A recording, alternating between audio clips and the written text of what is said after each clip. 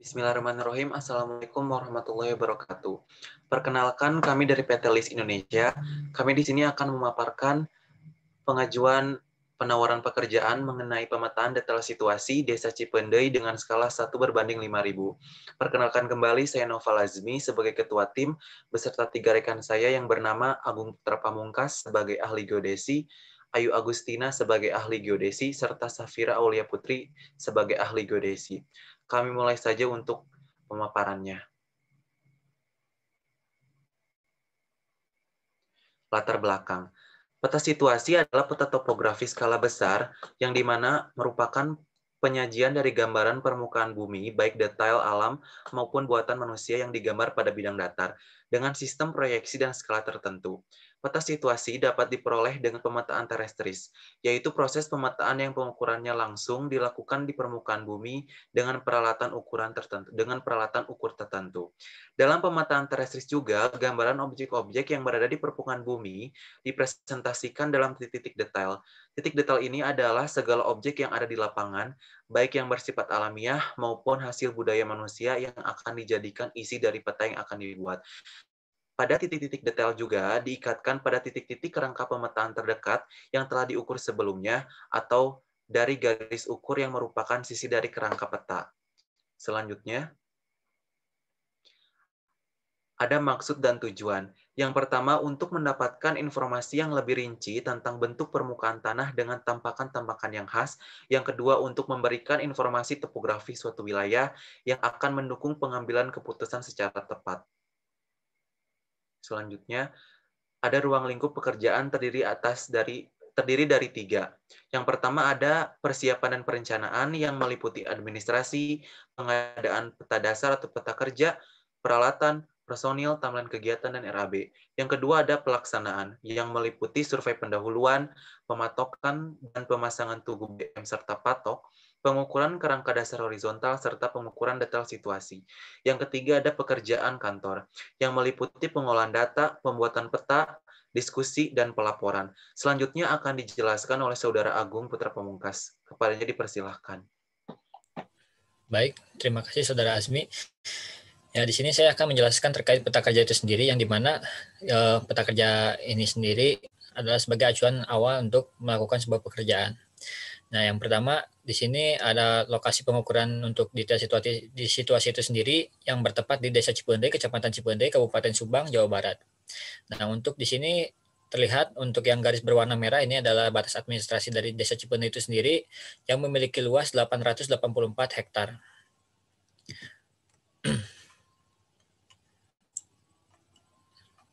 Lalu yang selanjutnya di sini ada peta sebaran dari benchmark itu sendiri, yang dimana benchmark ini adalah sebagai titik ikat dari pengukuran ini.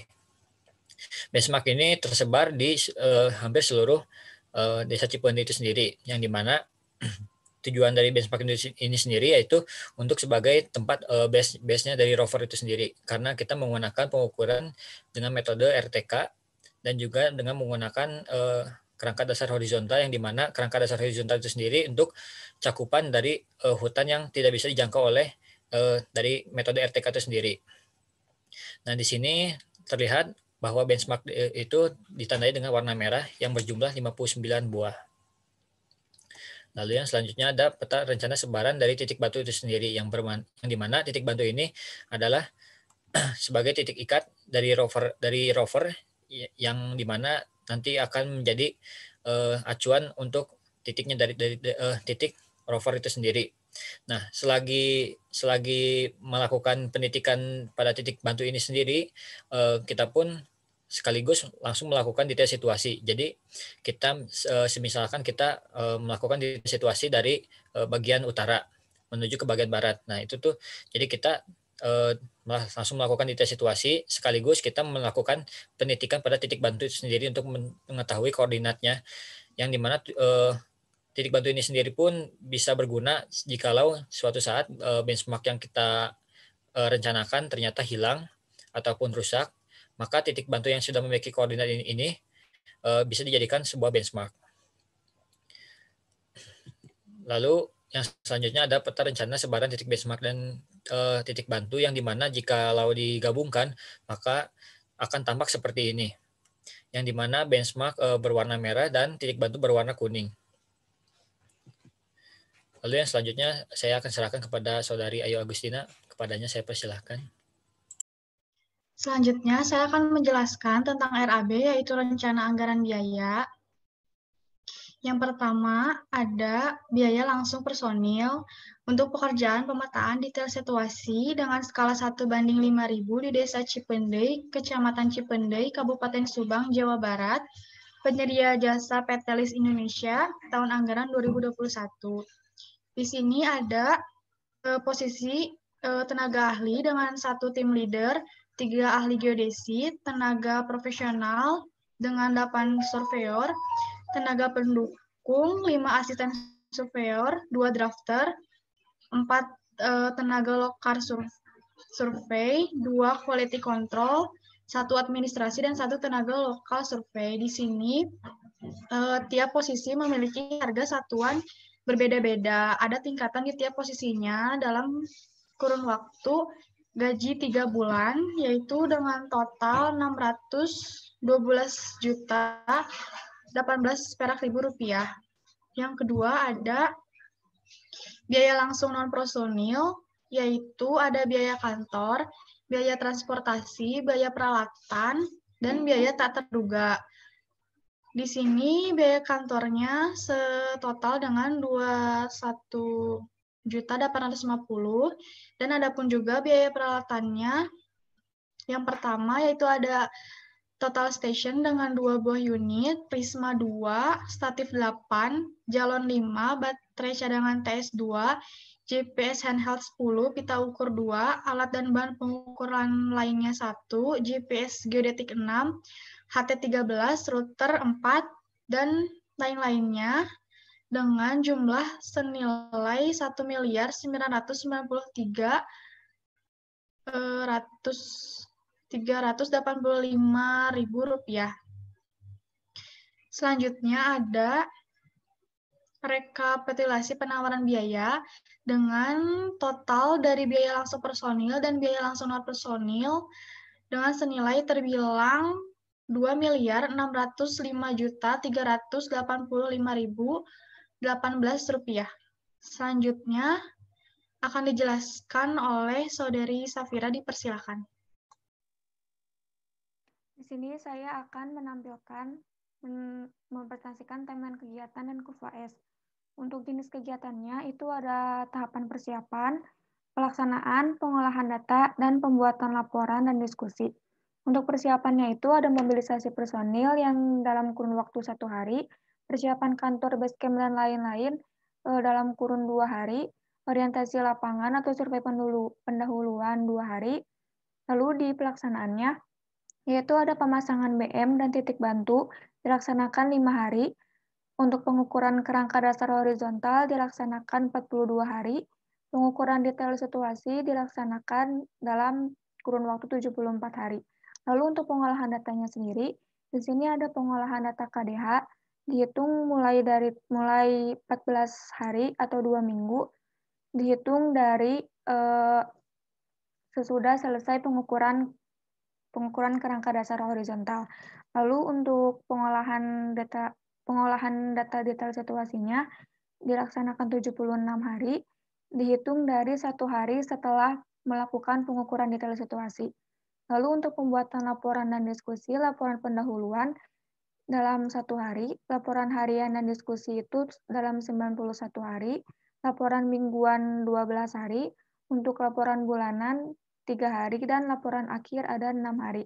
Di sini bisa dilihat ada kurva S yang itu ada yang berwarna biru dan ada yang berwarna orange. Untuk berwarna biru adalah progres rencananya, dan untuk yang warna orange itu adalah progres aktualnya. Di sini bisa dilihat kalau misalkan di yang bagian akhir itu terlalu signifikan perbedaannya. Jadi untuk progres rencana itu 100%, dan untuk progres aktual yang telah dilaksanakan itu 85%. Selanjutnya.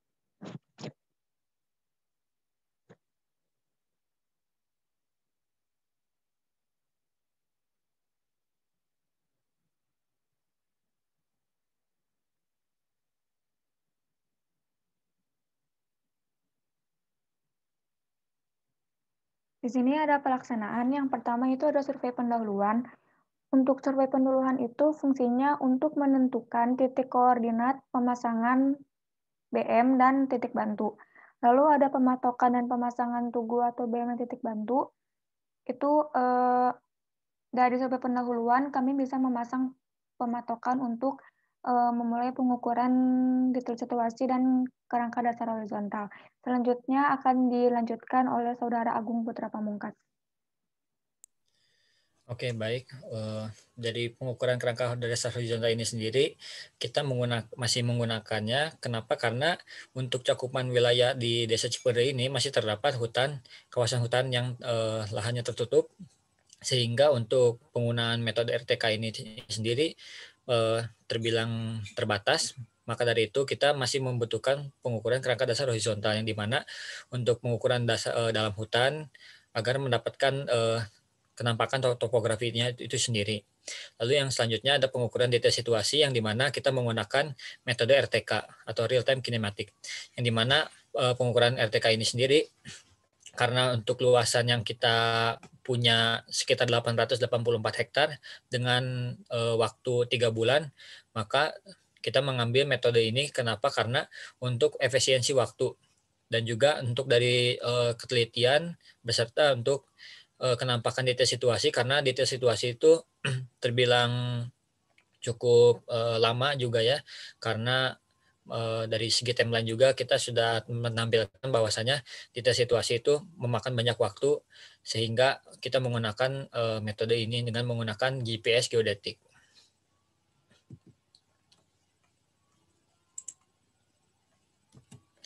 Lalu yang selanjutnya akan dijelaskan kembali oleh Saudari Ayu. Kepadanya saya persilahkan.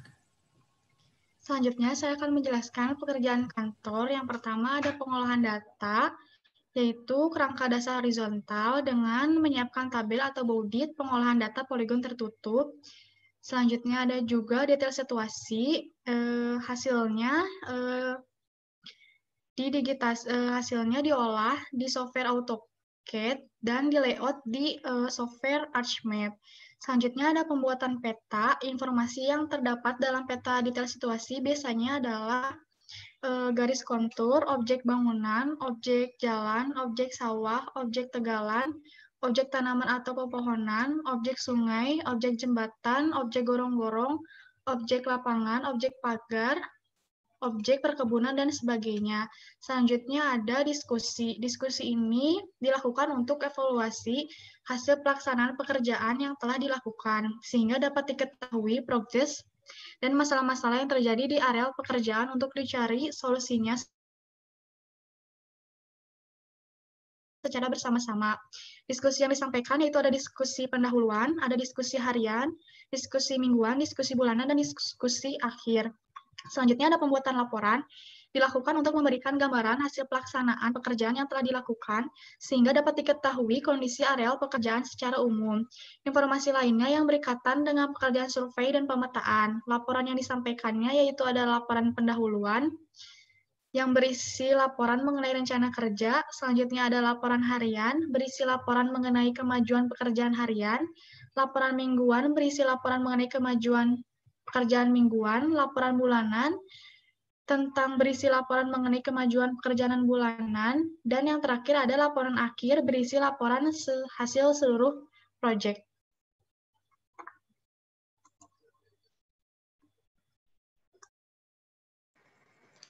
Demikian pemaparan mengenai pengajuan penawaran pekerjaan, mengenai pemetaan detail situasi Desa Cipendei skala 1/5000 dari PT LIS Indonesia. Kurang lebihnya mohon dimaafkan. Wassalamualaikum warahmatullahi wabarakatuh.